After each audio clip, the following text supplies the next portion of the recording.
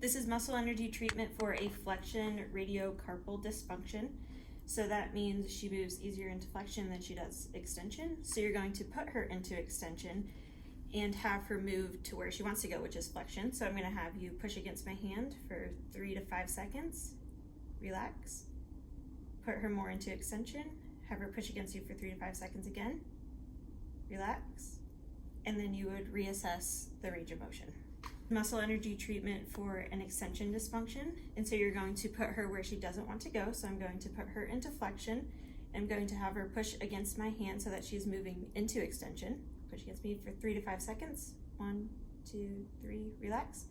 Put her more into the barrier, which is flexion. Push into me again for 3 to 5 seconds. 1, 2, 3, relax. And then you would recheck the range of motion. It's muscle energy treatment for an abduction dysfunction. So that means she moves easier this way than she does this way. So what I'm going to do is I'm going to put her into the barrier. So I'm going to put her into the adduction barrier. And I'm going to have her move her hand out this way into abduction. So go ahead and push against me for 3 to 5 seconds. 1, 2, 3, relax. Put her more into the barrier. Push against me again. Relax. And then you would reassess. This is muscle energy for an adduction radiocarpal dysfunction, which means that she moves easier this way than she does this way. So what I'm going to do is put her into the barrier. So I'm going to put her into the abduction barrier. And I'm going to have her push to where she wants to go, which is adduction. So I'm going to hold that for 3 to 5 seconds. Relax. Put her more into the barrier of abduction. Push against me again. 1, 2, 3, relax. And then reassess for range of motion. Treatment for an anterior radial head.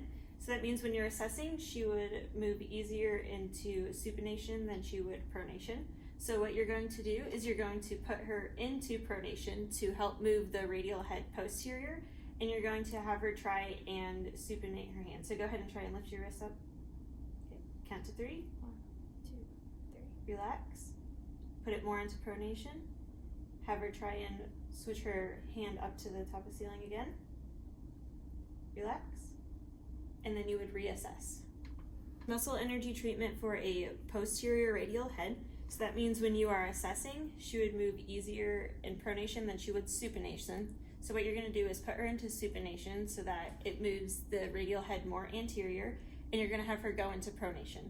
So go ahead and try and turn your hand so your palm is facing the floor, and you're going to resist that for 3 seconds. 1, 2, 3, relax. Put her more into supination. Go ahead and try and move your hand to the floor again. Hold it for 3 to 5 seconds. Relax. Do that a couple of times, and then you would reassess the dysfunction.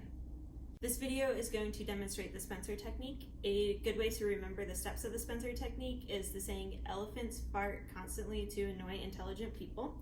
And so the E stands for extension, the F stands for flexion, the C stands for compression, the 2 stands for traction, annoy is going to stand for abduction, adduction, the I in intelligent is going to stand for internal rotation, and lastly the P for people is going to be for you. It's going to be extension. You're going to extend here and monitor at the GH joint, and you can add the muscle energy component. So you'll have her push your elbow into me, hold it for 3 to 5 seconds, relax, take it to the new barrier, and then you would do that a couple of times.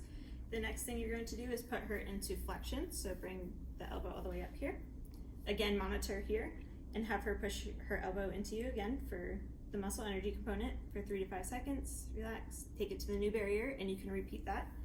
The next thing you're going to do is circumduction, and you are going to do compression with this. So you're going to hold it up, you're going to push slightly down on the elbow, not a ton, and then you just rotate, and then you can switch directions.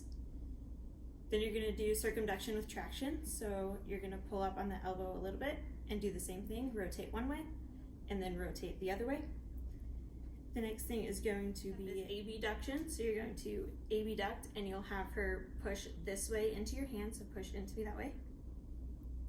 Relax, take it to the new barrier, and then you can repeat those steps. The next one is going to be adduction with external rotation. So you're going to adduct the elbow and externally rotate by pushing the arm out this way. And then you can have her push your hand and elbow into me. relax, take her to the new barrier of a deduction and external rotation, and repeat that. And then the next part is going to be internal rotation, so you're going to internally rotate her and push into my hand for 3 to 5 seconds, relax, and then you can take her to the new barrier and do that again. And then the last part is going to be the pump, so rest your hand up here on your shoulder, and you're just going to grab it and pump, pull it towards you, and then push it in a little bit, just all the way around the joint. And then you would reassess the joint.